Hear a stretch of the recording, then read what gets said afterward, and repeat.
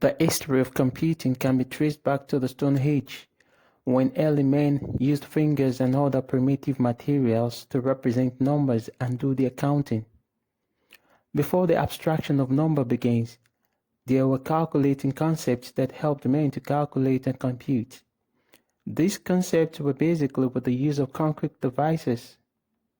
The following are the concrete devices used in computing. Fingers and toes were initially used for counting and in the process of finding solution to the problem of counting larger numbers, obviously due to the fingers not more than 10. The following materials were sought for and used. These materials include stones, sticks, pebbles, and cowries. Pebbles and cowries, which were prevalent at that period, were also used for basic arithmetic operations. Since cowries were also used as money, the usage was more important than for any of the basic arithmetic operations.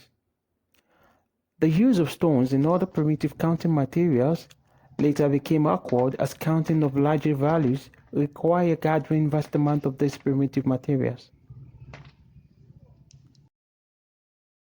The abacus was first used by the Babylonians as an aid to simple arithmetic at sometime around 500 BC. The abacus in the form we are most familiar with was first used in China in around 1300 AD. This device allows users to make computations using a system of sliding beads arranged on a rack. It is divided into two parts called heaven and heart. Heaven was the upper part and the heart the lower one. Classical Chinese abacus has 2 beads on the upper deck and 5 on the lower deck. Each bead on the upper deck is worth 5 and each on the lower deck is worth 1. Any number can be represented by moving the beads to the reckoning bar at the center. But as the use of paper and pencil spread, particularly in Europe, the abacus lost its importance. John Napier, a Scotsman, invented a calculating device called the Napier's bone in the year 1617. The device is a collection of movable rods and a board used majorly for the calculation of products of numbers. It is majorly used for multiplication. Willaim Oughtred invented the slide rule in the year 1622. The design of the slide rule was based on the logarithm concept earlier developed by John Napier in 1614. It was used primarily for multiplication and division and for functions such as exponents, roots, and logarithm. In 1642, Blaise Pascal, the 18-year-old son of a French tax collector, invented a numerical wheel calculator, a mechanical adding machine, called the Pascaline to help his father with his duties. The Pascaline used 8 movable dials, just as that on analog telephone, to sum up to 8 figures long. Pascal device used a base of 10 to accomplish this. For example, as one dial moved 10 notches, or one complete revolution, it moved the next dial, which represented the tens column, one place. When the tens dial moved one revolution, the dial representing the hundredths place moved one notch, and so on.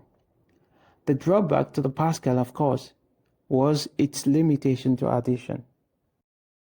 Between 1671 and 1673, a German mathematician, Gottfried Wilhelm Leibniz, invented the stepped reckoner, or the Leibniz multiplier, an improvement over the Pascaline, which was invented by Blaise Pascal in 1642.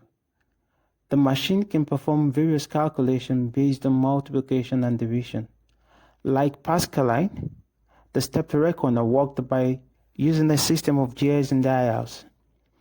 It can multiply numbers of up to 5 and 12 digits to give a 16-digit operand.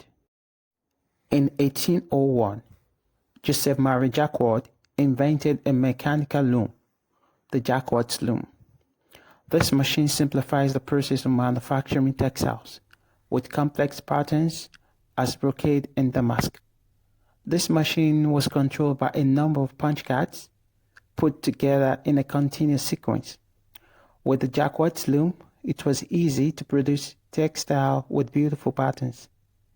The jacquard's loom is important to computer history because it was the first machine to use interchangeable punch card to instruct the loom into creating beautiful weaving patterns.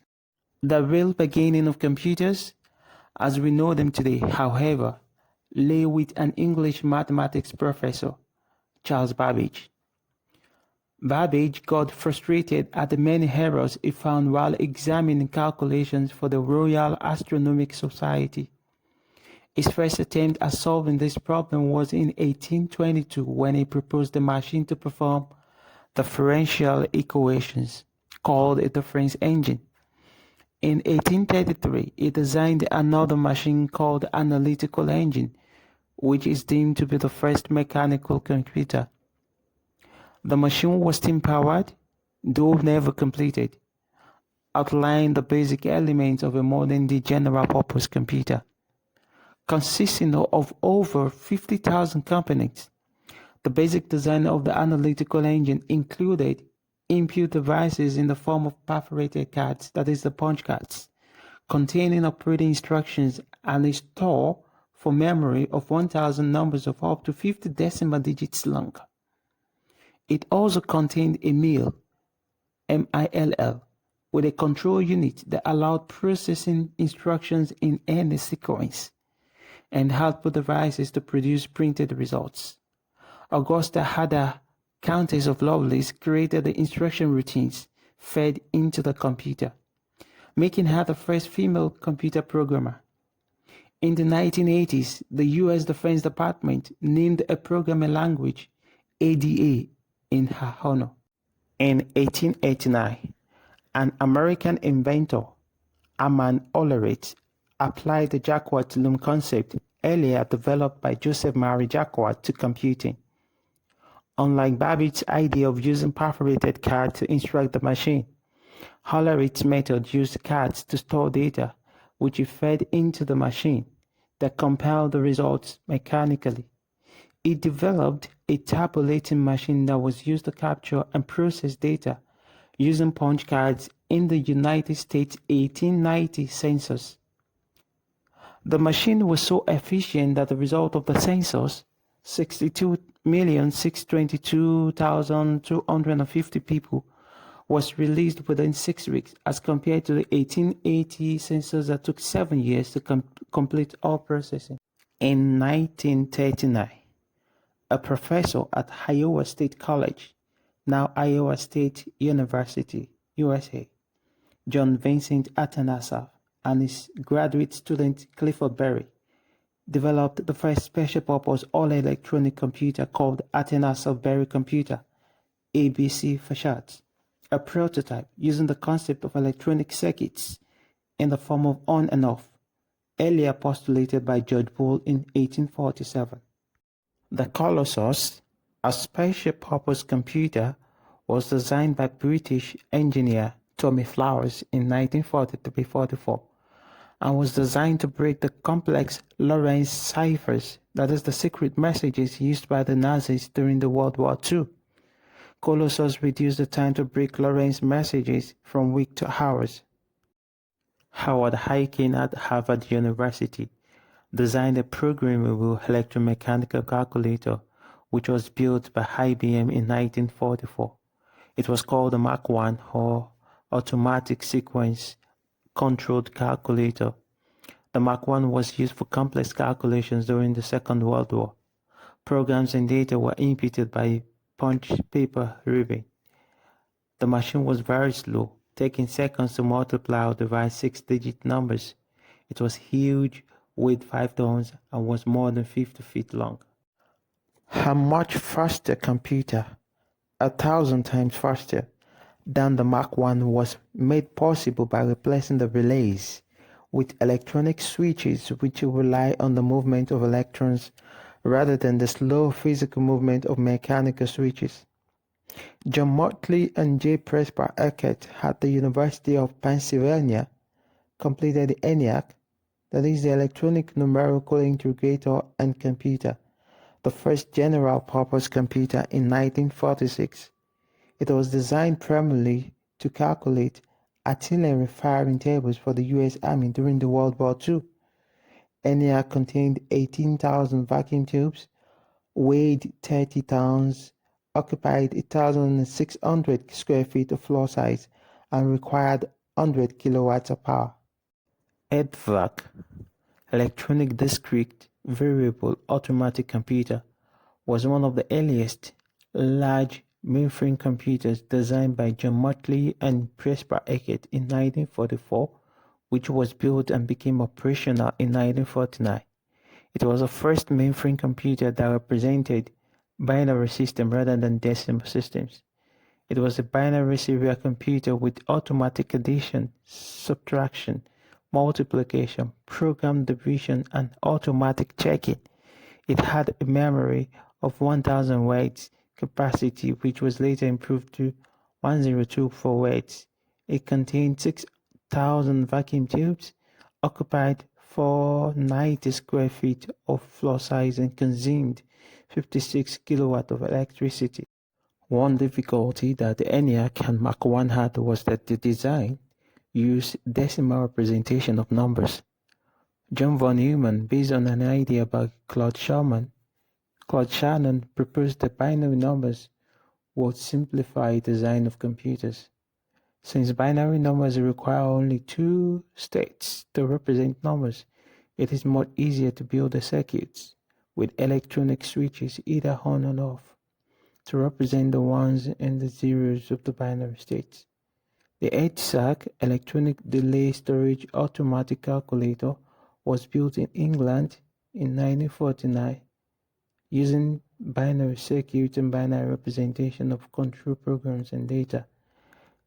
It could do 700 additions per second and 200 multiplications per second. Professor Sir Maurice Wilkes at Cambridge University Mathematics Laboratory invented the EDSAC. The UNIVAC-1, Universal Automatic Computer, a trademark of Remington Rand, now Unisys Corporation, was created in 1951 when first developed by J. Presper Eckert and John Motley.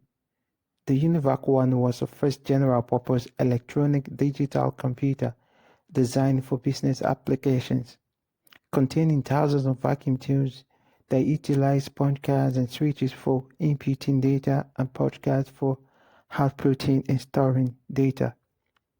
UNIVAC-1 was very important to history because it was the first commercially available computer. It was very expensive and can only be afforded by government and big organizations. Walter Beratin, John Bardeen, and Willaim Oughtred were all recognized to have taken part in the invention of the first transistor at the Bell Labs in 1947. This was a breakthrough as this signaled the journey to miniaturization of computer systems and its components.